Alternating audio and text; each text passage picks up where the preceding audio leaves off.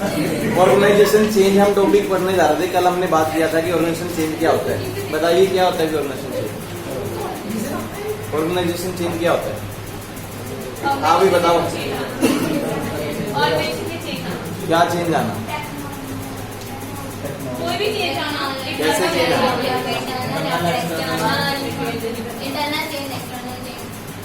Company के internal process में या एक्सटर्नल प्रोसेस टेक्नोलॉजी बेस पे या फिर कंपनी के कल्चर लेवल बेस पे या कंपनी के सोसाइटी लेवल बेस पे जब भी कुछ चेंजेस आते हैं उसको ऑर्गेनाइजेशन चेंज ही बोलते हैं। कंपनी में चेंज की जरूरत क्यों पड़ती है? हमने कल क्वेश्चन पढ़ रहे थे, वो बीच में ही रहा था। चेंज की जरूरत इसलिए पड़ती है कि कंपनी कुछ एक्सटर्नल फोर्सेज होती हैं। एक्सटर्नल फोर्सेज जो कंपनी की बाकी होती हैं जिसकी जरूरत है सबसे पहले डेमोग्राफिक फैक्टर बेस पे। कंपनी में कहते जो प्रोडक्ट बना रहे हैं हम लोग उनके डिजाइन कैसे सेटअप करने। ये पंखा बंद करो। एक्सटर्नल फोर्स पे हम देख रहे सबसे पहले आया था कि डेमोग्राफिक कैरेक्टरिस्टिक। मार्केट में जो भी हम किसी प्रकार के कोई मार्केट को डिफाइन थोड़ी टारगेट करने के लिए कोई टैक्टिक्स प्लान बनाते हैं, उसको समझने के लिए मार्केट में क्या चल रहा है उसके लिए चेंजेस को अडॉप्ट करना जरूरी है। क्योंकि मार्केट में प्रोडक्ट एक लेके चलेंगे वैसी मार्केटिंग कभी नहीं हो सकती। कंपनी को चेंज होना जरूरी है मार्केट के अकॉर्डिंग। दूसरा टेक्नोलॉजी एडवांसमेंट। अगर मार्केट में कोई नई टेक्नोलॉजी आ जाए उस टेक्नोलॉजी को अडॉप्ट करना हर एक कंपनी के लिए जरूरी है, तो ऑर्गेनाइजेशन चेंज होना भी जरूरी है। फिर उसके बाद share holder, customer, market changes. Market में कोई चेंज आ रहे हैं, शेयर होल्डर जो आपके हैं उनकी क्या रिक्वायरमेंट्स हैं, जो आपके कस्टमर्स हैं उनकी क्या रिक्वायरमेंट है, उनको समझना जरूरी है। तो चेंज लेके आना कंपनी में जरूरी है। उसके बाद है सोशल और पॉलिटिकल प्रेशर। मार्केट में कई बार पॉलिटिकल लेवल भी प्रेशर आता है।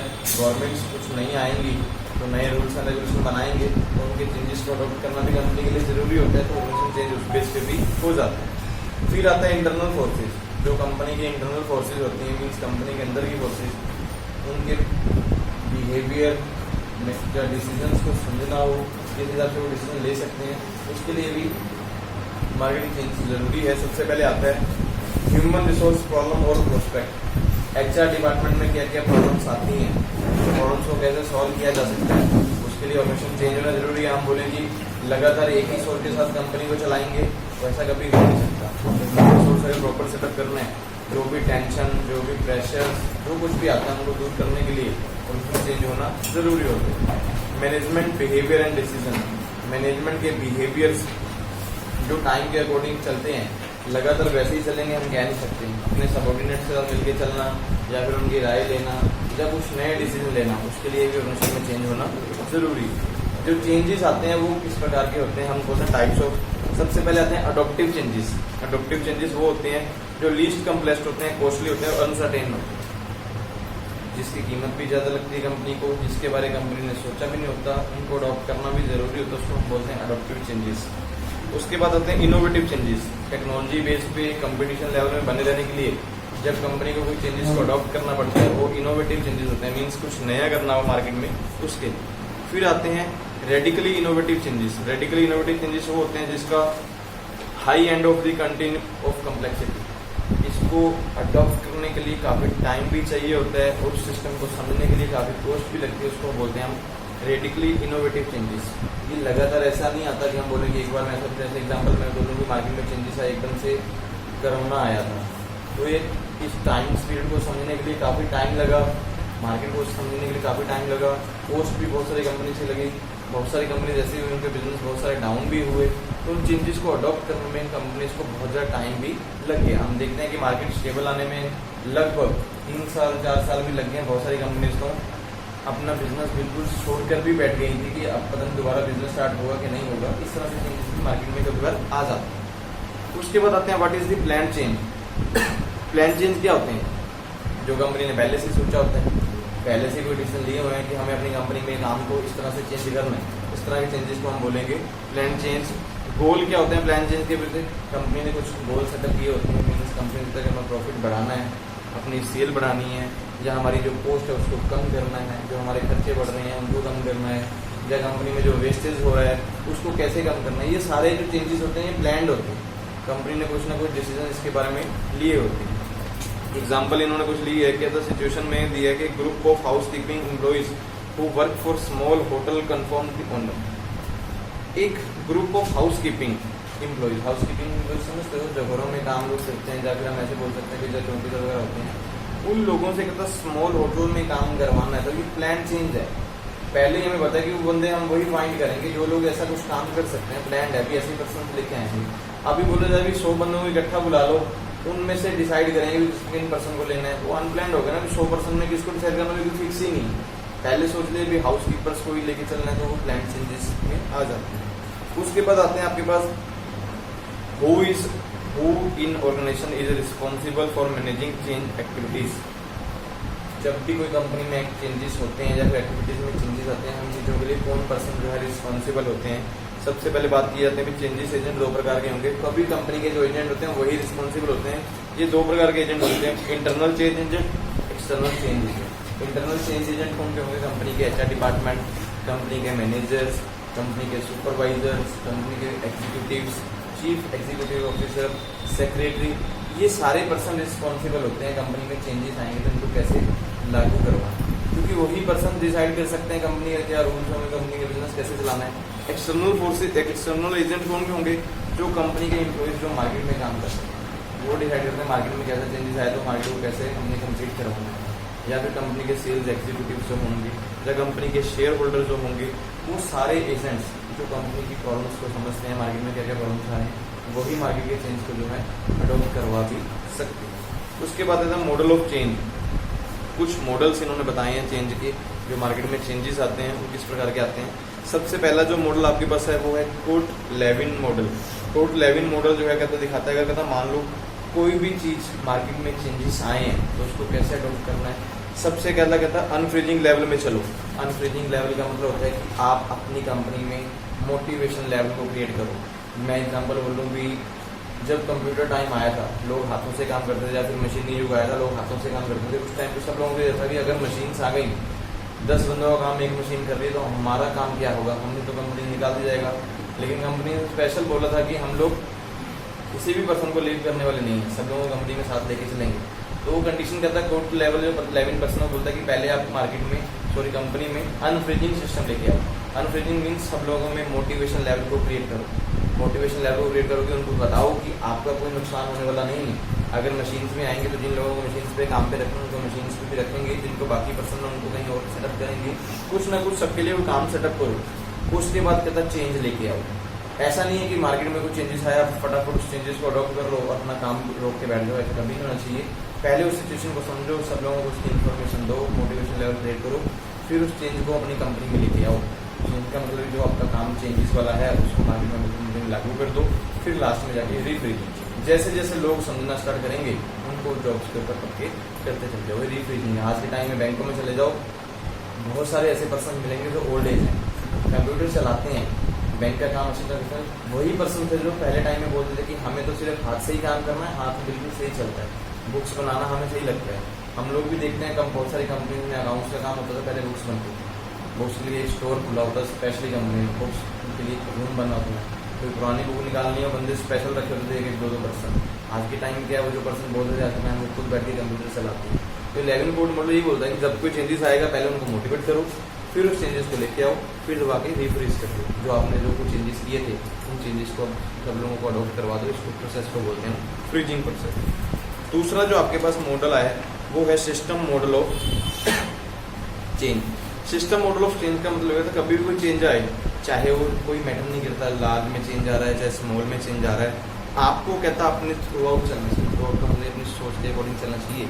जब भी कोई चेंजेस आएगा उसमें कहता पहले तो ये जो भी वाई, ये चेंजेस क्यों आए हैं सब लोगों को समझाया जाए। देखो लिखा भी इनपुट वाई चेंजेस, विजन दिखाओ उसके पीछे लोगों को, ये जो चेंजेस आए हैं उसका हमें क्या फ़ायदे हैं, क्या नुकसान है। नुकसान तो मोस्टली दिखाए नहीं जाते, नुकसान कम दिखाते हैं, फ़ायदे ज़्यादा दिखाते हैं। अगर ये चीज़ को अडॉप्ट करेंगे उसके बेनिफिट हमें ज़्यादा हो सकते हैं। जैसे हम एग्जांपल बोलें, आप लोग भी कहीं एडमिशन लेने आए होंगे, मैं भी शायद बीकॉम में बीबीए में, जब भी आपने अपनी लाइफ में जब भी सोचा होगा तो आपने पहले अपने फ़ायदे के लिए सोचा होगा ना, अपनी लाइफ में चेंज लेके आएंगे। तो जैसे लेके आए बहुत सारे लोग डॉक्टर से बीकॉम में आए, ऐसे ही आना ना, कुछ लोग बीए +2 में आर्ट्स लिए हैं तो उसके बाद फिर बीकॉम ज्वाइन किए हैं, कोई बीबीए ज्वाइन किया है। तो रीजंस आपने पहले से ही क्लियर किए हैं, वो चेंजेस आप क्यों करना चाहते हो, आपको लाइफ में क्या बेनिफिट हो सकते हैं, वो चीज़ हम पहले देखेंगे। उसके बाद स्ट्रेटजिक प्लान। स्ट्रेटजिक प्लान क्या होगा, हम कुछ स्ट्रेटजी सेटअप करेंगे, जो प्लान हमने जो चेंजेस के बारे में सोचा है उसको कैसे अडॉप्ट कर सकते हैं वो स्ट्रेटजी हम सेटअप करेंगे। स्ट्रेटजी जो आपकी हमेशा लॉन्ग टर्म डायरेक्शन की होनी चाहिए। जो चीज़ आपने यहाँ सोची है फ्यूचर में उसका क्या बेनिफिट आपको हो सकता है उसको देखना होगा। फिर target element to change, target भी सेटअप कीजिए। जो चेंज आप अडॉप्ट करवाने जा रहे हैं उसका टारगेट होगा भी कितने परसेंट हम कितने टाइम में अचीव करते चले जाएंगे। वो टारगेट भी आपको सेटअप करना जरूरी है। लास्ट में जाके कहता है भी आप आउटपुट देखिए कि आपने जो चीज़ सोची थी उसका आउटपुट आपका क्या निकल गया है। तो सिस्टम के अकॉर्डिंग कहता है अगर किसी बंदे को चेंजेस को अडॉप्ट करवाओगे तो अडॉप्ट हो जाएंगे। डायरेक्टली किसी बंदे को एक ही टाइम पर बोलोगे कि चेंजेस को अडॉप्ट कर लो तो कभी भी कोई बंदा अडॉप्ट नहीं करता है। तो चेंजेस टाइम के अकॉर्डिंग हमें अडॉप्ट करवा सकते हैं। थर्ड जो मॉडल आपके पास आ रहा है tutor model for leading organization change. Tutor model जो है वो बंदा बोलता है कि अगर मान लो कंपनी में कोई भी चेंजेस करवाने हैं इनइफेक्टिव इम्प्लीमेंटेशन नहीं कर सकते आप बोलोगे हम कुछ भी रूल्स एंड रेगुलेशन बनाएंगे और इम्प्लीमेंट कर देंगे। जैसे मोस्टली कंपनी में होता है कि नया रूल बनाते हैं इम्प्लीमेंट कर देते हैं, सब लोगों को फॉलो करना होता है। अगर कहता मार्केट में कोई चेंजेस आए उसको कंपनी में चेंज को अडॉप्ट करवाना है तो आपको इनइफेक्टिव इम्प्लीमेंटेशन नहीं करवा सकते। आपको कुछ लीडिंग बेस पे चलना होगा। लीडिंग बेस पे टाइम के अकॉर्डिंग लोगों की सोच को बढ़ाइए, उनको लीड कीजिए। कोई लीडर्स अपने साथ रखिए या एक्सपर्ट्स पर्सन को रखिए जो बंदे उन चीज़ों को समझ सकें फिर वो काम कर सकें। मैं एग्जांपल बोलूँ, गवर्नमेंट जब जीएसटी आया था, शायद पता है जीएसटी कब आया था, जुलाई 1 2017 में आया था। लेकिन इसके बारे में जो न्यूज़ थी वो पहले से ही स्टार्ट हो गई। गवर्नमेंट ने 1 साल से बोलना स्टार्ट कर दिया था कि हम लोग जीएसटी लेके आएंगे, मे बी अगले साल में ले आएंगे, 6 महीने में ले आएंगे।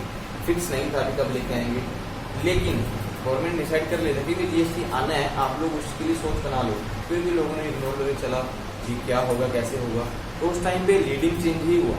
लीडिंग चेंज का मतलब है जो दूसरा मोटर वो डिसाइड किया। गवर्नमेंट ने बोला कि हम जीएसटी आज से अप्लाई करके उन्होंने 1 जुलाई सबको सरप्राइज दिया कि 1 जुलाई 2017 को जीएसटी लागू हो गया। जितने भी अकाउंटेंट थे, जितने भी कंपनी में काम करने वाले पर्सन थे, जिन लोगों को तो समझ आ जाएगा तो कि वैट को सिर्फ जीएसटी में कन्वर्ट किया है कि नाम ही चेंज किया, काम वैसे ही हो रहा है। सॉफ्टवेयर पहले से डिवेलप हो रहे थे, 1 साल पहले से डिवेलप हो रहे थे सॉफ्टवेयर। जो टैली ERP आप चलाते हैं या कोई भी सॉफ्टवेयर चलाते हैं उसमें जीएसटी के सॉफ्टवेयर पहले से सेटअप हो रहे थे। 1 जुलाई को सॉफ्टवेयर अपडेट हो गए थे। लेकिन जिन लोगों को पता नहीं था रिटर्न कैसे भरनी है, कितने प्रकार की रिटर्न होगी, तो गवर्नमेंट ने डिसाइड किया था कि हम सेमिनार सेटअप करेंगे। अलग अलग शहरों में सेमिनार लगेंगे जीएसटी के। हमारे लुधियाना में भी लगते थे, कभी किसी कंपनी में, कभी किसी कंपनी में, कहीं ना कहीं सेमिनार लगते थे। जिन लोगों को नहीं समझ आती थी वो सब लोग सेमिनार में पढ़ते थे। काफ़ी टाइम सेमिनार लगे, अब सेमिनार लगना बंद हो गए। पहले लगभग 1-2 सेमिनार चलते रहे। महीने बाद जीएसटी की मीटिंग जाओ भी, जिस बंदे जिसने सीखना है अपने क्वेश्चन लेके जाके सीख सकते हो। तो वो लीडिंग चेंज बोलते हैं कि आप अगर क्या कंपनी में भी कोई चेंजेस करना चाहते हो तो लीडिंग कीजिए, मतलब स्टेप बाय स्टेप लोगों को समझाते चले जाओ कि इसमें क्या बेनिफिट है, इसमें क्या बेनिफिट है, तो आप इजली बेस पे चेंजेस को अडॉप्ट करवा लोगे। अगर इनइफेक्टिव इम्प्लीमेंटेशन करोगे तो कभी भी चेंजेस जो है अडॉप्ट नहीं होंगे। लास्ट में आता है ऑर्गेनाइजेशन डेवलपमेंट। ऑर्गेनाइजेशन डेवलपमेंट का मतलब होता है अगर किसी कंपनी को कहता डिवॉल्व करना चाहते हो आपको, तो कंपनी में चेंजेस हम लेके आएंगे, कंपनी को बढ़ाना आगे। तो कंपनी को बढ़ाना तो कहता अभी सबसे पहले आप डायग्नोसिस देखोगे कि प्रॉब्लम क्या है। मान लो जो चेंजेस हम करने जा रहे हैं, कौन कौन ऐसे बंदे हैं या कौन कौन ऐसे पर्सन है जो चेंजेस को अडॉप्ट नहीं करना, उनके रिएक्शंस को फाइंड करो। ये बोलते हैं डायग्नोसिस, हम बोलते हैं डॉक्टर के पास जाएंगे, डॉक्टर ऐसे तो दवाई देते नहीं आज के टाइम में, पहले वो चेक करते हैं, टेस्ट करवा के लेके आओ, सैंपल लेके आओ भाई, उसके बाद देखेंगे क्या प्रॉब्लम्स आ रही है। सेकंड इंटरवेंशन, उसमें देखिए कि प्रॉब्लम जो आ रही है उसको सॉल्व करने के लिए आप क्या कर सकते हैं। आप एक्चुअल में कोई आपके पास कोई सोल्यूशन है या नहीं है, उस प्रॉब्लम जो आई है उनको सॉल्व करने के लिए आ सकते हैं। थर्ड देखिए इवैल्यूएशन। इवैल्यूएट करने का मतलब होता है कि जो हमारी कंपनी में काम कर रहे हैं पर्सन उनको साथ लेकर जो प्रॉब्लम्स आई उनको कैसे सॉल्व किया जा सकता है, उनकी कुछ राय लीजिए या कोई एक्सपर्ट पर्सन को साथ में लीजिए। फिर सब लास्ट में जाके कहता है इम्प्लीमेंट कीजिए जो प्लान आप लेके आए हैं चेंजेस करने के लिए। लास्ट में उसका फीडबैक भी लीजिए, जो आपने चेंजेस करवाए उसका फीडबैक क्या है। अगर वो लोग सही आपको आंसर दे रहे हैं तो चेंजेस इजली बेस पे डिवॉल्व, कोई भी कंपनी डिवॉल्व में चली जाएगी, चेंजेस को अडॉप्ट कर लेगी। अगर फीडबैक तब भी प्रॉपर नहीं आ रही तो दोबारा से फिर वही काम, जिन जिन लोगों को अभी भी प्रॉब्लम रहती है उनको दोबारा इंटरवेंशन सेक्टर में लेके आइए, उनके लोगों को चेक कीजिए, फिर उनको फीडबैक सेक्टर में लेके जाओ। तो इस तरह से किसी कंपनी की डेवलपमेंट को आगे बढ़ाया जा सकता है। ये 4 मॉडल हैं जो आपको क्वेश्चन भी आएगा, चेंजेस के 4 मॉडल कौन से हैं ये आपको लिखने पड़ते हैं। फिर आते हैं resistant to change. Resistance to change का मतलब जो चेंजेस आते हैं उसमें रुकावटें क्या आती हैं। रेसिस्टेंस का मीनिंग होता है रुकावटें। जो भी कंपनी में चेंजेस आते हैं उसमें रुकावटें क्या क्या आती हैं। सबसे पहले आती हैं form of resistance. Form of resistance की जब बात करते हैं तो पहला आता है overt resistance. Overt resistance means company में स्ट्राइक लग जाना, लॉकआउट हो जाना, तालाबंदी हो जाना, छोटी वर्क हो जाना, या इवन सपोर्ट मीन सब लोगों को साथ में लेके जब हम कंपनी का काम ही बंद कर देते हैं। ये सिस्टम जो चेंज है, लोग अडोप्ट ही नहीं करना चाहते चेंजेस में, तो हमेशा ये चेंजेस आता है कि ओवर्ट रेसिस्टेंस, लोग चाहते हैं कि हम लोग हड़ताल कर देंगे। उसके बाद कोवर्ट रेसिस्टेंस। कोवर्ट रेसिस्टेंस मतलब सब लोग ऐसा समझते हैं कि चेंजेस को अडोप्ट करेंगे, टायर्डनेस ज़्यादा बढ़ेगी काम में, उसके बाद हमारे ट्रांसफर ज़्यादा हो जाएंगे, नेगोशिएशन लेवल ज़्यादा हो जाएगी, रजिस्ट्रेशन जो हमारी है वो खत्म हो जाएगी, लॉस ऑफ मोटिवेशन, जो लोगों का मोटिवेशन है वो खत्म हो जाते हैं, लोग अपने आप को टायर्ड फील समझते हैं, ये काम करेंगे तो हमें नुकसान होगा, चल ऐसा प्रॉब्लम होंगी। मैं एग्जांपल हूँ तो जैसे किसानों का आंदोलन चला था, काफ़ी टाइम चला, आप लोगों ने देखा, समझा किसी नहीं था, वैसे ही चलता चला गया, काफ़ी टाइम चलता रहा, लोगों को ऐसा लगा कि बस नुकसान है हमारे लिए, उसको समझना नहीं, तो वो चेंजेस को अडोप्ट किए ही नहीं, आर के गवर्नमेंट ने निवेदन किया उसको।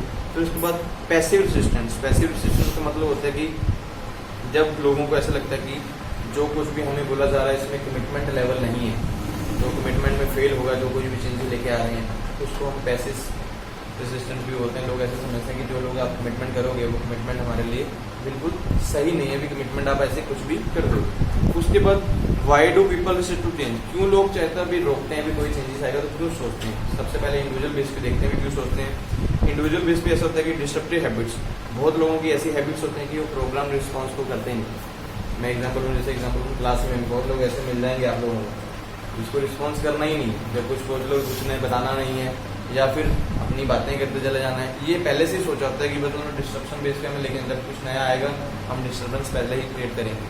दूसरा फियर टू ऑफ फेलर।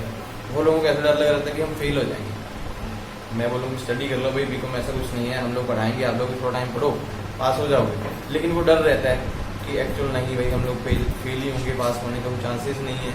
उसके बाद पर्सनैलिटी। बहुत लोगों को ऐसा लगता है कि हमारी जो सेल्फ रिस्पेक्ट है वो खत्म हो जाएगी, कुछ नया चेंजेस आएगा, आज हमें सब लोग साफ करके बुलाते हैं, कल को हो सकता है मार धाड़ कर दें, तो ऐसी गड़बड़ भी कई बार होती है, बंदे को अपने सेल्फ रिस्पेक्ट जाने का भी प्रॉब्लम्स रहती हैं। उसके बाद परसेप्शन का मतलब होता है कि कोई बंदा इन्फॉर्मेशन लेना ही नहीं चाहता होता। मैं एग्जांपल बोलूँ कि बंदा सबसे पुरानी सोच के अकॉर्डिंग है। आज के टाइम में बहुत लोग ऐसे मिल जाएंगे, कुछ भी शरीर में जो बोलते हैं कि आज के टाइम में बोलते हैं कि लेडीज़ को घूंघट में रहते हैं, जैसे बोलते हैं कि पर्दे में रहना है भाई।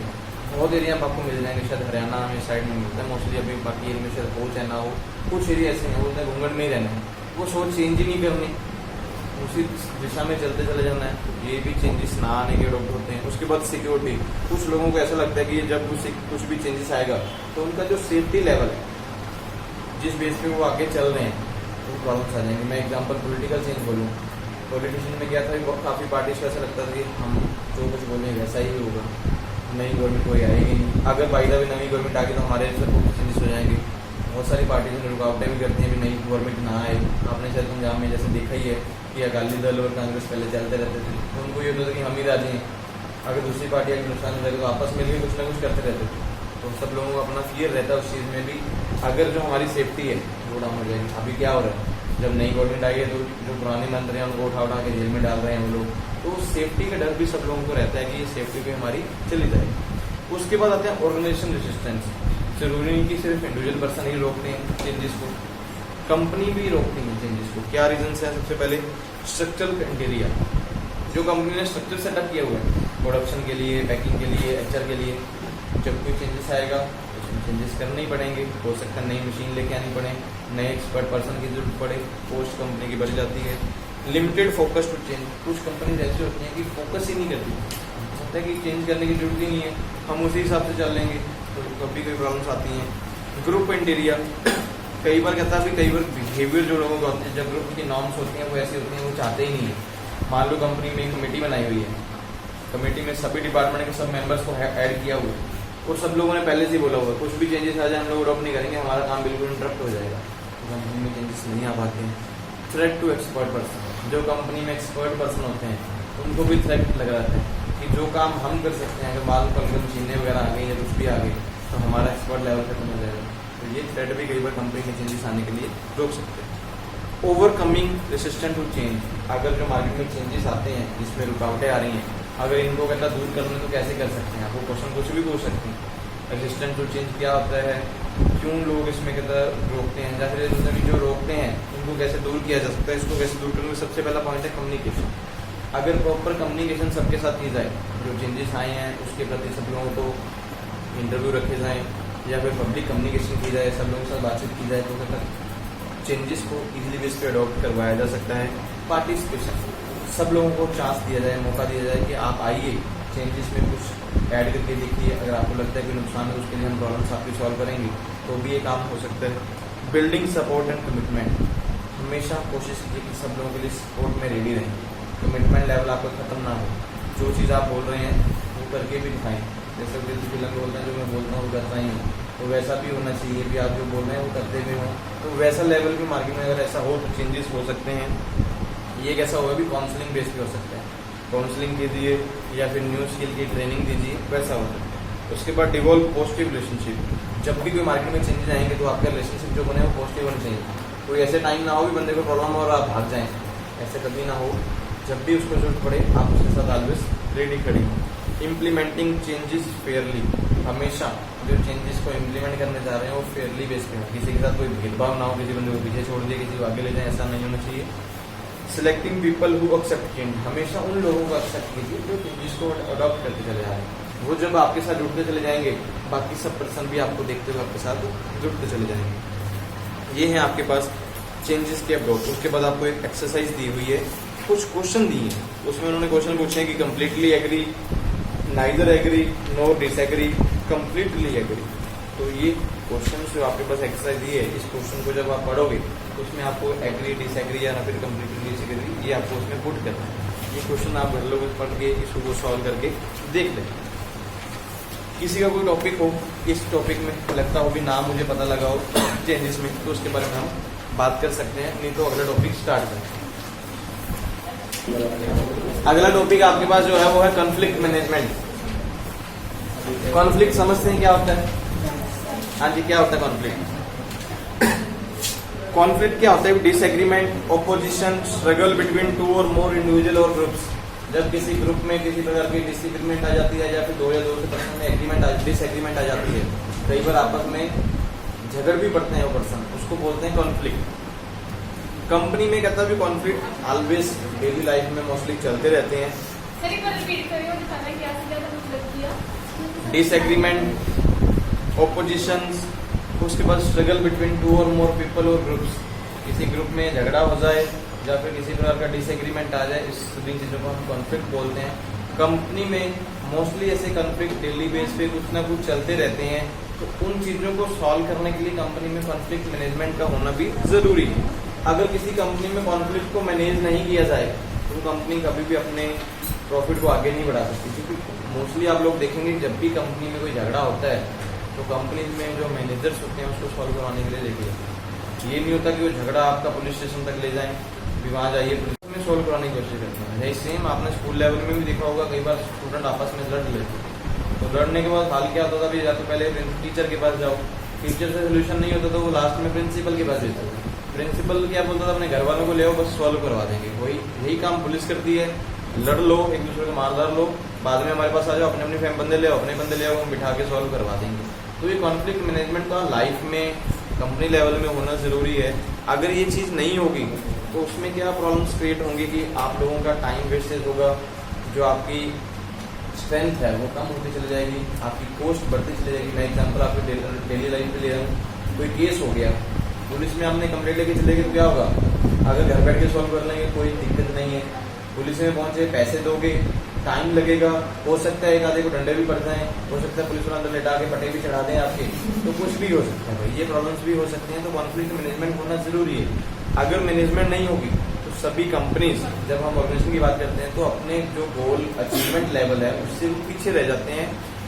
क्यों आते हैं? देखो, इन्होंने कहता है भी कंपनी लिखा है अभी सोर्स ऑफ कॉन्फ्लिक्ट, कॉन्फ्लिक्ट कहाँ से जनरेट होती है। सबसे पहले रिसोर्स सिक्योरिटी, कंपनी के पास जो रिसोर्स होते हैं वो सिक्योरिटी बेस पे होते हैं। सभी लोगों को एक जैसी पोजीशन नहीं दे सकते।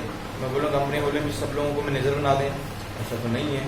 वो लोग ऐसे होते हैं कि मैं भी मैनेजर की स्टडी किया हूँ, वो भी बंदा मैनेजर की स्टडी किया है, तो इसको कंपनी ने आगे बढ़ा दिया, मुझे नहीं बढ़ाया, तो ये कॉन्फ्लिक्ट के झगड़े कारण भी निकल के आ सकते हैं। उसके बाद टाइम प्रेशर, कई बार परफॉर्मेंस कंप्लीट करने के लिए टाइम का प्रेशर होता है। अपना काम मुझे टाइम पे खत्म करना होता है, झगड़ा ऑटोमोड पे निकला। मैं एग्जाम्पल, आप लोग पेपर देने जाएंगे, जिस बंदे ने तो पेपर करना है वो तो 3 घंटे में आराम से पेपर करेगा, हो सकता है 2.5 घंटे में पेपर खत्म कर दे। जिस बंदे ने एक दूसरे का मुंह देखना है बैठ के, फिर 2 घंटे बाद वो मेरे को बताएगा, जब टाइम खत्म होने वाला होगा आप पूछोगे क्वेश्चन आंसर, दूसरा बंदा आपको नहीं बताएगा तो बाद में वैसे बोलेंगे बाहर चलिए भाई तेरे को बताऊंगा, झगड़ा ऑटोमोड पे निकल के आ जाएगा। ऐसे ही होता है ना। तो ये टाइम का प्रेशर होता है कि 3 घंटे में मेरा पेपर तो उसने तो कर लिया, मेरे को कुछ करवाया नहीं, तो प्रॉब्लम अपने आप निकल के आएगी। कम्युनिकेशन ब्रेकडाउन, जब हम अच्छे तरीके से बात करते करते वही अपने उलट लेवल पे चले जाते हैं, जो कुछ हमने स्टार्टिंग से सीखा होता है करते हैं वो, तो भाई उसको कम्युनिकेशन लेवल जब आपका गड़बड़ होता है तो अपने कॉन्फ्लिक्ट होंगे।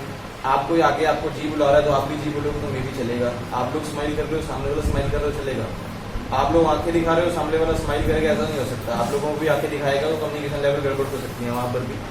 पर्सनैलिटी क्लैशेस, कई बार बंदा अपनी पर्सनैलिटी बेस पे भी लड़ाई करके बैठ जाता है कि मैंने अच्छे बूट पहने हैं, मैंने अच्छे कपड़े पहने हैं, तू कहाँ गरीब सा आ गया, तो बेस पे भी लड़ाई हो जाती है, तो वो भी मारधाड़ शुरू हो जाएगी। टास्क इंटरडिपेंडेंसी, टास्क के ऊपर जो इंटरडिपेंडेंसी लेवल, किसी बंदे को क्या काम दे दिया, किसी को क्या, बहुत लोग इस कंपनी में इसी से उसमें लड़ लेते हैं कि जो काम तुझे मिला वो मुझे मिलना चाहिए था, तो इस बेस पे कॉन्फ्लिक्ट जनरेट होते हैं। गोल इनकम्पैटिबिलिटी, जो कंपनी में गोल सेटअप किए गए होते हैं उसमें कई बार ऐसा लगता है कि गोल हमारे लिए सही नहीं है, कुछ लोग तो उसको अचीव कर रहे होते हैं, फिर उन लोगों को रोकते हैं कि तुम लोग क्यों अचीव कर रहे हो, हमारे लिए भी प्रॉब्लम क्रिएट हो रही है, तो वहाँ पर भी झगड़े जनरेट हो जाते हैं। रिवॉर्ड सिस्टम, कंपनी में जो रिवॉर्ड सिस्टम होते हैं तो आपकी परफॉर्मेंस बेस पे ही होते हैं, जो आप लोग परफॉर्मेंस करेंगे उसी बेस पे आपको रिवॉर्ड मिलेंगे। कुछ लोग इसी में झगड़ा क्रिएट करते हैं कि आपको रिवॉर्ड मिल गया, मुझे रिवॉर्ड नहीं मिला, आप लोग फर्स्ट आ गए, हम फर्स्ट नहीं आए। फर्स्ट क्यों नहीं आए, रीजन आपके होंगे, उसके दूसरे फर्स्ट वाले से थोड़ी ले सकते हो। जब प्रिंसिपल को मारने लग जाओगे, इसको फर्स्ट क्यों बना दिया, तो ये झगड़े ऑटोमोड पे कई बार निकल जाते हैं, तो कंपनी में ये प्रॉब्लम्स होती रहती है।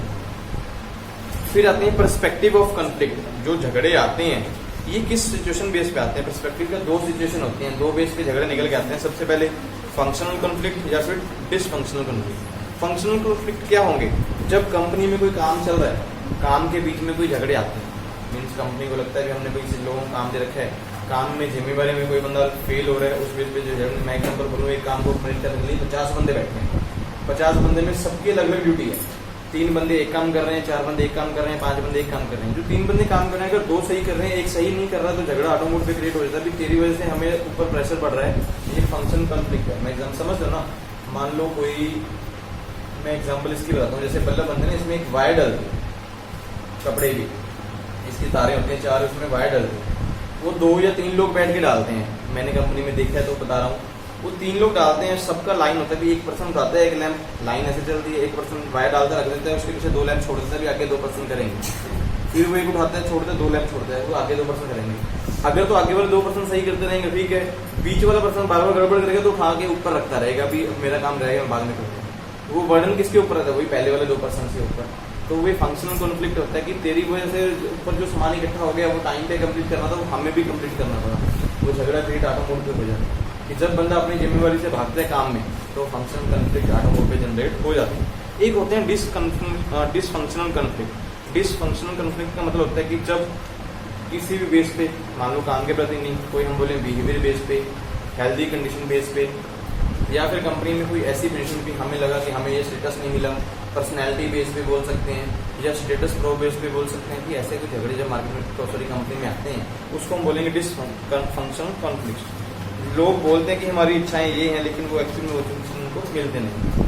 फिर आते हैं कि टाइप्स ऑफ कॉन्फ्लिक्ट। कॉन्फ्लिक्ट जो होते हैं टाइप्स के आते हैं, सबसे पहले टास्क कॉन्फ्लिक्ट, जो काम के प्रति झगड़े निकल के आते हैं। दूसरे रिलेशनशिप कॉन्फ्लिक्ट, आपस में रिलेशनशिप नहीं बन पाते, कंपनी में 2 फ्रेंड गए होते हैं, हमको आपस में एक जगह बिठाया नहीं, झगड़ा शुरू होता है कि दोनों झगड़ालू पर्सन होते हैं, आगे भी सब लोगों को झगड़ालू बना देते, तो भी रिलेशनशिप में गड़बड़ आ जाती है।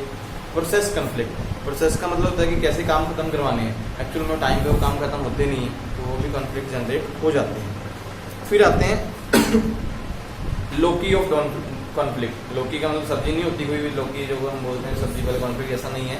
कॉन्फ्लिक्ट का फ्रेमवर्क बोलते हैं उसको, जो कॉन्फ्लिक्ट जनरेट होता है, एक्चुअली में झगड़ा जो बनता है, उसका फ्रेमवर्क क्या होता है, उसको बोलते हैं लोकी ऑफ कॉन्फ्लिक्ट। आप लिख लीजिए, फ्रेमवर्क ऑफ कॉन्फ्लिक्ट। भी जो कॉन्फ्लिक्ट आता है वो कैसे आता है, सबसे पहले आता है क्या, डायडिक कॉन्फ्लिक्ट। डायडिक कॉन्फ्लिक्ट का मतलब होता है भी ऐसा कॉन्फ्लिक्ट सिर्फ 2 लोगों के बीच में होता है। ये कॉन्फ्लिक्ट भी ऐसा नहीं है कि सिर्फ 2 लोगों के बीच में या 5 लोगों के अलग अलग लोगों के बीच में आता है। जो डायडिक कॉन्फ्लिक्ट होगा सिर्फ 2 लोगों के बीच में होगा।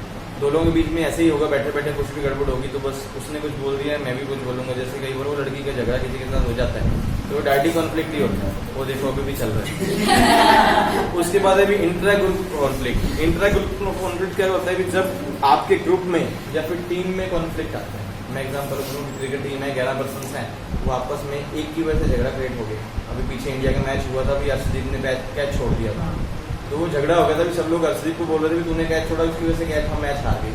बाकी कंडीशन कुछ नहीं देखी उन्होंने, वो झगड़ा फिर बाद में लोगों ने समझाया कि ठीक कैच की वजह से नहीं हुआ, बॉलिंग भी बहुत खराब थी उसकी वजह से भी हम लोग हारे हैं, हमने कैच वगैरह भी बहुत छोड़े।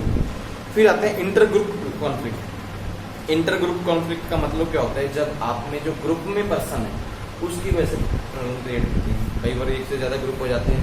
इंट्रा का मतलब आपके ग्रुप के मेंबर्स जो अलग, उसके साथ में जो पर्सन है उनके साथ झगड़ा स्टार्ट हो गया, इंटर हो गया आपके बीच, ठीक है। उसके बाद आता है कॉन्फ्लिक्ट प्रोसेस। कॉन्फ्लिक्ट का प्रोसेस क्या है, अभी किस प्रकार से कॉन्फ्लिक्ट चलता है। हम लोग देख रहे थे अभी कॉन्फ्लिक्ट की प्रोसेस क्या है। जो कॉन्फ्लिक्ट निकल के आते हैं वो किस बेस पे निकल के आते हैं, उसकी प्रोसेस क्या होती है। सबसे पहली जो स्टेज आती है कॉन्फ्लिक्ट की वो आती है पोटेंशियल ओपोजिशन और इनकम्पैटिबिलिटी। पोटेंशियल ओपोजिशन का मतलब क्या होता है, हमारे पास 3 कैटेगरी आती हैं जिसमें हमारा झगड़ा जो निकल के आता है। पहला आता है कम्युनिकेशन। जब हमारी कम्युनिकेशन ही पुअर होती है, हम लोग किसी से ढंग से बात नहीं करते हैं तो ऑटो मोड पे झगड़ा जो निकल के आ जाता है। कम्युनिकेशन के बाद उसके बाद स्ट्रक्चर, जिस जगह पे हम लोग काम कर रहे हैं वहाँ पे हमें स्ट्रक्चर ही सही नहीं नजर आता, वहाँ पर भी झगड़ा ऑटो मोड पे निकल के आ जाता है। फिर आते हैं पर्सनल वेरिएबल्स। पर्सनल वेरिएबल हम बोल सकते हैं कि हम किसी चीज़ों को कैसे पसंद करते हैं, किसी चीज़ को पसंद नहीं करते, तो ऐसी चीज़ों की वजह से कई बार हमारे झगड़े निकल के आते हैं। ये हमारा फर्स्ट जो लेवल है उसके लिए। उसके बाद आता है कोग्निशन एंड पर्सनलाइजेशन। कोग्निशन का हम बोल सकते हैं कि जब हमें लगता है कि चीज़ों को पहचानने के लिए हमें कई बार झगड़े निकल के आते हैं। सबसे पहले परसीव्ड कॉन्फ्लिक्ट। परसीव्ड का मतलब कि आप लोगों को किसकी आवाज़ पसंद है, किसकी आवाज़ नहीं पसंद, तो झगड़े कई बार आते हैं। मैं एग्जाम्पल बोलूँ कि किसी आप शो में चले गए, वहाँ पे शो में आप किसी बंदे को पसंद नहीं करते, वो बंदा आ जाए, आप लोग उसको देखना ही नहीं पसंद करना चाहते, तो वहाँ पे झगड़े ऑटो मोड पे निकल के आते हैं। कई बार आप लोग देखोगे शायद मूवीज में दिखाते हैं, रियल लाइफ में तो मे भी शायद ना भी देखा हो। रियल लाइफ मूवी में दिखाते हैं कि बंदे कहते हैं कि हम लोगों ने गाना सुनना है, तो कोई लड़की आएगी तो वो गाना सुनाएगी, उसी से सुनना है। अगर कोई बंदा आ गया तो उसको कोई टमाटर आलू प्याज सब कुछ मारते हैं उठा के वो, तो वो क्या होता है परसीव कॉन्फ्लिक्ट है कि हम लोग क्या चाहते थे वैसा हमें नहीं मिला, तो झगड़ा कंपनी में आ जाता है। दूसरा आता है कि फेल्ट कॉन्फ्लिक्ट। फेल्ट का मतलब होता है कि जब आप लोग टेंशन को समझते हो कि मुझे टेंशन हो रही हैं, जब फ्रस्ट्रेशन होती है किसी चीज़ से, आप लोग उस चीज़ को समझना ही चाहते हैं। एक्चुअल में आपको फ्रस्ट्रेशन होती है कि मुझे ये काम करवाना ही नहीं है, तो वहाँ पर भी झगड़े जनरेट हो जाते हैं। फिर आता है थर्ड इंटेंशंस। इंटेंशंस का मतलब क्या होता है, आप लोग एक्चुअल में क्या करना चाहते हैं। इंटेंशन यही होते हैं ना, इंटेंट मैं चाहता हूँ कि एक्चुअल में ये चीज़ होना चाहिए, इंटेंशन आपकी यही होती हैं। जब मैं चाहता हूँ कि ये चीज़ मेरे लिए अवेलेबल होनी चाहिए, वो इंटेंशन ही होती हैं। इंटेंशन लिखा भी है between people perception and emotions. आपके इमोशंस क्या हैं, आप लोग क्या सोचते हो, आपके माइंड में क्या चल रहा है, वो आपकी इंटेंशन ही होती है। इंटेंशन से ज़्यादा अगर देखेंगे तो इन चीज़ों को हैंडल करना तो आपको तक कोऑपरेटिव बेस पे चलता है। अगर कंपनी में कोऑपरेशन लेवल नहीं है तो झगड़ा ऑटो मोड पे क्रिएट हो जाएगा। कंपटीशन लेवल नहीं है, कोलैबोरेटिव लेवल नहीं है, अगर कंपनी में अवॉइडिंग सिस्टम चल रहा है तो झगड़ा ऑटो मोड पे आ जाएगा। कंपटीशन बहुत ज़्यादा चल रहा है, टफ कंपटीशन है, वहाँ पर भी झगड़ा आ जाता है। उसके बाद अकोमोडेशन कंप्रोमाइजिंग, कुछ है ही नहीं कि आपको जो फैसिलिटीज चाहिए अकोमोडेशन में रहने की फैसिलिटीज होगी, या फिर उसका कंप्रोमाइजिंग जहाँ पे कंप्रोमाइजन है ही नहीं, तो कंप्रोमाइज करने वाले बंदे नहीं है, तो झगड़ा ऑटो मोड पे हो जाएगा। मीन्स आपके साथ मैं एग्जांपल बोलूँ, कंपनी में काम चल रहा है, प्रॉब्लम आपकी वजह से जनरेट हुई है, आपके साथ जो 2 बंदे और काम कर रहे हैं वो कॉम्प्रोमाइज ही नहीं कर रहे, वो आपको झगड़ा लेके आते हैं, वो ऑटो मोड पे झगड़ा निकलेंगे। उसके बाद आता है फोर्थ बिहेवियर। जिस प्रकार के आपका रवैया होता है कॉन्फ्लिक्ट उसी बेस पे भी निकल जाते हैं। अगर आपका बिहेवियर जो ओड होगा तो झगड़ा होना ही होना है, अगर पॉजिटिव बिहेवियर होगा रिजल्ट अच्छा ही रहता है। लास्ट में आता है आउटकम्स। आउटकम्स की वजह से भी रिजल्ट कोई कंपनी में झगड़े आते हैं। आउटकम्स मीन्स कंपनी ने जो टारगेट दिए थे उसका टारगेट जो अचीव हुए नहीं, वो बाद में पूछा था कि टारगेट अचीव क्यों नहीं हुए, तो बहुत सारे रीजंस होते हैं, इसकी वजह से नहीं हुआ, उसकी वजह से नहीं हुआ, यही काम था, यही काम हुआ था, तो उसको हम बोल सकते हैं तो इश्यूज क्रिएट होते हैं। ये भी हमारे आउटकम्स की वजह से भी झगड़े निकल के आते हैं। फिर हमारे पास अभी strategic way of conflict management. अगर कंपनी में कोई झगड़ा आ रहा है तो उसको कैसे करना, स्ट्रेटेजी बेस पे हम मैनेज कर सकते हैं। सबसे पहले तो उन्होंने लिखा भी आज के टाइम में झगड़े जो कंपनी में होल्ड होते हैं या फिर हम बोल सकते हैं हैंडल होते हैं, इन्वायरमेंटली या फिर फ्रेंडली बेस पे ही सॉल्व होते हैं। रियल लाइफ में भी ऐसा होता है, चाहे आप मार्केट लाइफ में भी चले जाइए, अगर आप फ्रेंडली बिहेवियर किसी के साथ दिखाएंगे तो झगड़े को इजीली बेस पे सॉल्व किया जाता है। आप ऐसे नहीं बोल सकते किसी बंदे को एम्बेरस कर दोगे वो बंदा बोलेगा मैं सॉल्व, जैसे बोलेंगे किसी एक बंदे का पक्ष ले लोगे तो झगड़ा सॉल्व हो जाएगा, ऐसे झगड़े सॉल्व नहीं होते। हम लोगों को पता है इन्वायरमेंट को समझते हुए कंपनी में अगर कोई बिजनेस के प्रति स्ट्रेटजी बना लें, इन्वायरमेंट ऐसा सेटअप कर दें तो झगड़े होंगे ही नहीं। झगड़े होंगे तो उनको टाइम के अकॉर्डिंग सॉल्व कर सकते हैं। इन्होंने अप्रोचेस बताई हैं, 2 अप्रोचेस हैं अभी, एक ट्रेडिशनल है एक मॉडर्न है। ट्रेडिशनल अप्रोच क्या थी? अवॉइडेबल अप्रोच थी। अवॉइडेबल समझते हो कि वो लोग ये सोचते हैं कि अगर कंपनी में झगड़ा हो तो उसको अवॉइड कर दो, हम लोग उसके बारे में बात ही नहीं करेंगे, ना ही उसके बारे में सोचेंगे, तो कहता कंपनी में काम चलता चला जाएगा। ये कंपनी की पुरानी सोच होती थी। जब पहले बिजनेस चलते थे पुराने टाइम, जब से बिजनेस स्टार्ट हुए लोग यही सोचते थे कि अवॉइड करो, जो झगड़ा हुआ है मिलकर काम करो तो चलता चला जाएगा। लेकिन जो आज की मॉडर्न सोच है वो बोलते हैं कन्फ्लिक्ट एज इन्वेंटेबल। इन्वेंटेबल का मतलब होता है हम हेल्दी और बेनिफिशियल पॉइंट्स को लेके चलेंगे। हम ये नहीं देखेंगे कि झगड़ा करने से किसी के बेनिफिट हो रहे हैं, उन लोगों को समझाएंगे हमारे भी नुकसान हो रहे हैं, आपके नुकसान हो रहे हैं, उन लोगों को बताया जाता है। मीन्स एक्चुअल में इन्वेंट्री की जाती है। कभी भी कोई झगड़ा हो रहा है, अगर कोई सीरियस मैटर हो रहा है तो उसकी प्रॉब्लम्स को फाइंड किया जाता है। जो बंदा उसके लिए जिम्मेवार होता है उसको एक्चुअल में कोई ना कोई पनिशमेंट दे दी जाती है। जो बंदा जो सही होता है उसको छोड़ देते हैं। जैसे हम लोग देखें आज के टाइम में कोर्ट में केस रखते हैं, जो बंदा सजावार तो उसको सजा मिलती है, बाकी को दोषियों को रख लेते हैं। जिसको सजा की जरूरत नहीं होती उसको छोड़ दिया जाता है। उलट नहीं करते, जिसको सजा नहीं होनी है उसको सजा दे देते हैं, ऐसा नहीं। उसके बाद आता है व्हाट इज नेगोशिएशन। जैसे कंपनी में कॉन्फ्लिक्ट चलता है उसके साथ में ही नेगोशिएशन भी आता है। नेगोशिएशन क्या होता है? जी, मोल भाव करना। फॉर एग्जाम्पल नेगोशिएट करना भी, जैसे कोई काम में नेगोशिएशन लेके आना कि मुझे करना ही नहीं है, हर काम को ना करना। हम लोग कई बार घर में ही बोलते हैं, घर वाले सबको बोलेंगे 5 बजे उठना, बोलेंगे नहीं भाई मुझे नहीं उठना। 8 बजे दूध लेके आना है, नहीं भी मुझे नहीं जाना है। 9 बजे बच्चों को छोड़ के आना, नहीं भी मुझे नहीं जाना। फिर 10 बजे क्या होता है, बैठ उठता है, आपको पड़ता है। फिर उसके बाद वो नेगोशिएशन सारी खत्म हो जाती है। उसके बाद 11 बजे बोलते हैं सब कुछ मैं करूँगा, तो ये काम चलते हैं। तो कंपनी लेवल में भी ऐसा होता है कि जब मार्केट में नेगोशिएशन या फिर कंपनी में नेगोशिएशन, इसको बोला कि जब आप अपनी विलिंगनेस को इग्नोर करके चलते हैं, आप चाहते हैं कि ये काम करना चाहिए लेकिन फिर भी नहीं करते। मैं एग्जांपल बोलूँ कि रोज आप जो टॉपिक हम पढ़ाते हैं, सुबह आप लोगों को पढ़ के आइए, आप नेगोशिएशन करके आते हैं, जैसे ये आपकी विलिंगनेस होती है, पता है भी पढ़ना भी जरूरी है, सोचा भी होता है भी चलो पढ़ लेते हैं, लेकिन फिर भी माइंड में आता है चल छोड़ क्या करना है भाई, कोई बात नहीं, सर ने कौन सा पूछना है। तो नेगोशिएशन लेवल जो चलता रहता है, सेम कंपनी में भी ऐसा होता है। काम के प्रति बहुत सारे लोग नेगोशिएशन को लेके चलते हैं। तो एग्जाम्पल हमें manager negotiate with employees peers and boss. कई बार मैनेजर्स जो है एम्प्लॉइज के साथ नेगोशिएशन करते हैं, छोड़ देते हैं, छोड़ो हमने क्या लेना, छूटे हैं, अपना काम कर लेंगे। Sale people negotiate with the customer. बहुत सारे लोग जो सामान बेचने वाले होते हैं कंपनी लेवल पे कस्टमर के साथ नेगोशिएशन में चलते हैं, क्योंकि सभी कस्टमर एक जैसे आएंगे हम कह नहीं सकते। सारे कस्टमर लॉयल आएंगे, 100 रुपये मांगे 100 रुपये देके चले जाएंगे, ऐसा तो नहीं है। कुछ कस्टमर बार्गेनिंग वाले भी आएंगे, तो उनको नेगोशिएशन में चलना पड़ता है, चलो छोड़ो यहाँ पे इतना प्रॉफिट कम कमा लेते हैं। या फिर कई बार ऐसा भी होता है अभी कस्टमर झगड़े वाले आ जाते हैं, उल्टी बंदे मतलब पढ़ते हैं कि आज तेरे को नहीं छोड़ने वाले, ये है वो है, तो वहाँ पे छोड़ना पड़ता है, क्योंकि उनको पता था अगर मैं लड़ पड़ा तो मेरी सारी की सारी सेल डाउन होगी। Purchasing agent negotiate with the suppliers. जो बंदे सामान खरीदने वाले होते हैं कई बार सप्लायर से भी नेगोशिएट में छोड़ते हैं। सप्लायर जो है कुछ ना कुछ बोलते रहते हैं, उनको पता था कि जरूरत हमारी है, सामान खरीद लो, क्या पड़ा है झगड़ा करने में, तो नेगोशिएशन उसमें भी चलती है। तो इसको बोलते हैं नेगोशिएशन। अप्रोचेस क्या होती हैं नेगोशिएशन की? सबसे पहले डिस्ट्रीब्यूटिव बार्गेनिंग। बार्गेनिंग जो है नेगोशिएशन का ही टाइप है। जब लोग बार्गेनिंग करते हैं तो उसमें नेगोशिएशन लेवल चलता रहता है। कई बार हम लोग भी मार्केट में जैसे सामान लेने जाते हैं तो क्या होता है कि बार्गेनिंग बहुत ज़्यादा करते हैं। बार्गेनिंग करने पर कई बार आता है कि जो सामान हम खरीदना चाहते हैं नहीं खरीद पाते, तो हम उसमें नेगोशिएशन में जाते हैं, चलो नहीं मिल रहा तो छोड़ दीजिए, नेगोशिएशन लेवल्स में चलता जाता है। Example use to car advertise for sale online that looks great. आपने देखा कि एक ऑनलाइन कार आई है जो बिकने के लिए, उसकी फोटो वगैरह इमेज वगैरह बहुत अच्छी है, ऑनलाइन बहुत अच्छी दिखनी है, एक्चुअल मटेरियल में देखने के तो कुछ होती नहीं है। तो नेगोशिएशन लेवल ही होता है कि हम लोग छोड़िए, इसको नहीं खरीदना है। ये तो नहीं है उस बंदे के साथ लड़ने लग जाओगे, तूने फोटो बहुत अच्छी डाली है, भी तुझे कार तो वैसे ही है नहीं, अब तू पिटेगा भाई, मेरा टाइम खराब हुआ है, ऐसा तो कभी हम कर नहीं सकते। वहाँ पे negotiation level you go see the car, it perfect, you want it, the owner tells you asking price, you do not want to pay some much to more negotiate. इन्होंने बोला कि आपने गाड़ी देखी ऑनलाइन, आप उस कार को देखने चले गए, आप उन लोगों से बात हुई दोनों पार्टीज में, उन्होंने प्राइस बोला, आपने बोला मैं इतना प्राइस नहीं दूंगा, उस प्राइस पे अपने कार को छोड़ दिया। फिर नेगोशिएशन ये कहता है डिस्ट्रीब्यूशन नेगोशिएशन। उसके बाद आती है हमारी इंटीग्रेटिव नेगोशिएशन। इंटीग्रेटिव नेगोशिएशन का मतलब होता है कि जो आपके गोल होते हैं जिनके ऊपर आपको फोकस करना होता है, लेकिन आपको ये लगता है कि उन गोल्स को अचीव करना बहुत ज़्यादा टफ है। आप अचीव भी करना चाहते हैं लेकिन टफ लेवल भी आपको लगता है, कई बार आप उसमें नेगोशिएशन लेवल लेके चलते हैं। मैं एग्जांपल दूँ, आपने लाइफ में सोचा होगा कि मुझे ग्रेजुएशन करने के बाद बैंक की जॉब करनी है, भाई गवर्नमेंट एग्जाम क्लियर करना है। बहुत सारे लोग होते हैं कि हाँ इसमें टफ लेवल में लगे हुए हैं, अभी इसको क्लियर करना ही करना है, कुछ मर्जी हो जाए।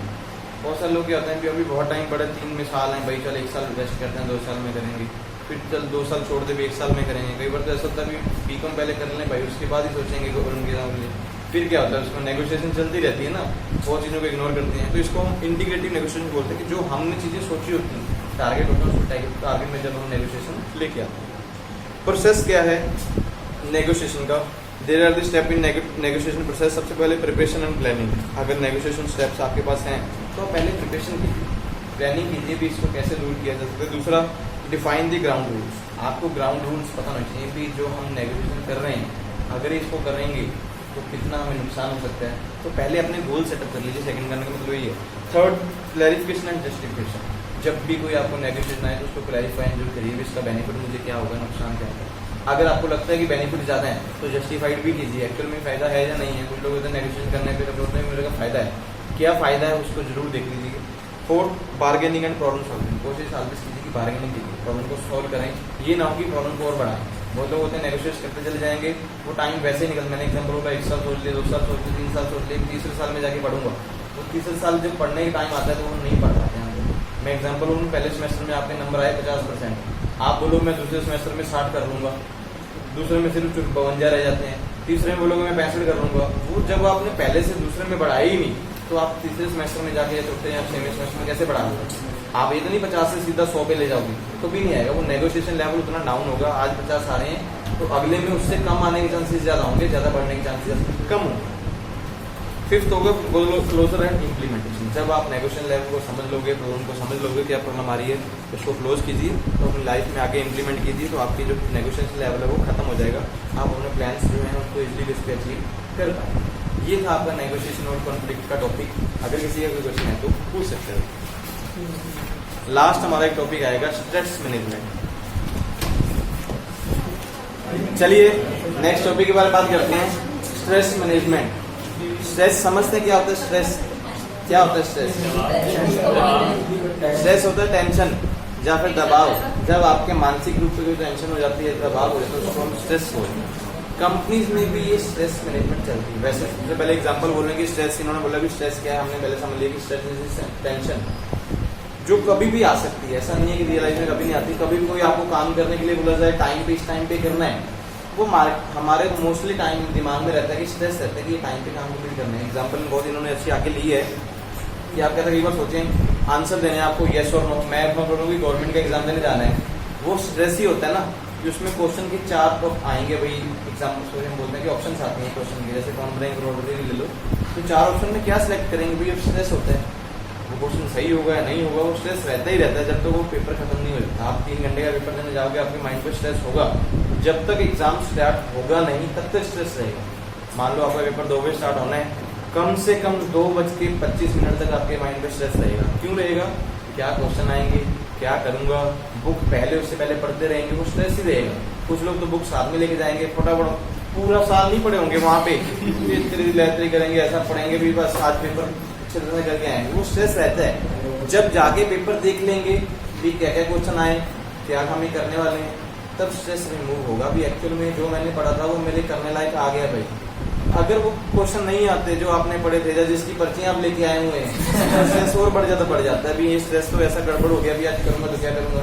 तो कई बार ऐसा टाइम भी आता है टीचर्स आपके ऊपर ही खड़ा रहता है, जो पर्चियां आपने कहीं छुपाई हैं वो निकलती नहीं है, तो वो स्ट्रेस रहता है। तो मार्केट में नॉर्मली स्ट्रेस ऐसे रहता है। ये तो कंपनी बेस में भी ऐसा होता है, कई बार टाइम पे प्रोडक्शन कंप्लीट करवानी है, टाइम पे गुड्स डिलीवर करनी है, सब लोगों के ऊपर स्ट्रेस है। कंपनी में जब मर्जी चले जाओ आप, तो कंपनी में ऑलवेज कोशिश की जाती है कि जो स्ट्रेस है उसको मैनेज करके चलें, क्योंकि अगर स्ट्रेस में काम करेंगे तो प्रॉब्लम्स क्रिएट होंगी। मे भी बंदा बीमार होगा, काम जो टाइम पे कंप्लीट करना था टाइम पे कंप्लीट ना हो, टाइम पे ऑर्डर कंप्लीट ना हो, तो कंपनी ऑलवेज माहौल ऐसा, इन्वायरमेंट ऐसा क्रिएट करते हैं कि आपको फ्री माइंड रहे, आप अपना काम जो है फ्री माइंड बेस पे कर सकें। इसीलिए आज के टाइम में जिम्मेवारी जॉब्स होती हैं, सब लोगों को अलग अलग पोजीशन पे रखा जाता है। ऐसा नहीं है कि आप किसी कोई भी काम पे छोड़ देते हैं। अभी भी आपको बोला जाए कि आपने ट्रेन चलानी है, आप ट्रेन तो नहीं चला सकते, तो स्ट्रेस आपके माइंड, जिस बंदे को ड्राइवर है उसको पता होता है मैं चला लूँगा, उसके माइंड पे स्ट्रेस नहीं होता। आप लोगों को बोल दो ट्रेन चलानी है, आप चला लोगे, आपको तो ये भी नहीं पता होगा रोकनी कहाँ पर है, चलानी कब है, तो वहाँ पे गड़बड़ रहेगी। आप लोग ट्रेन में बिठाते हो, आप तो हवाई जहाज बनाओगे, उसे किसी के घरों में ले जाओगे उठा के, उसमें जैसा भी गड़बड़ हो सकती है।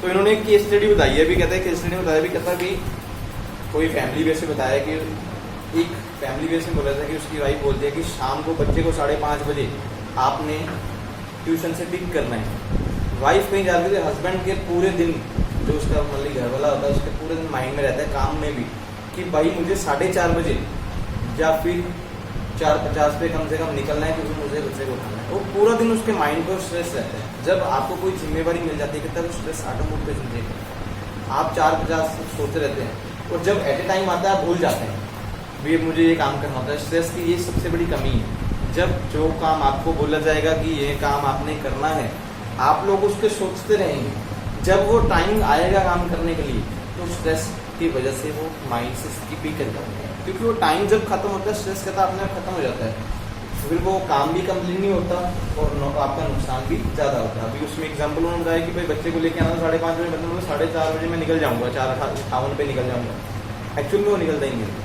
तो प्रॉब्लम्स भी ऐसी क्रिएट हो जाती है। उसके बाद कहता है भी अगर स्ट्रेस को अगर देखना चाहते हो तो उन्होंने कुछ बताए हैं अभी कॉन्सिक्वेंसेज ऑफ स्ट्रेस। स्ट्रेस की कॉन्सिक्वेंसेज क्या होते हैं? सबसे पहले स्ट्रेस जो आता है इंडिविजुअल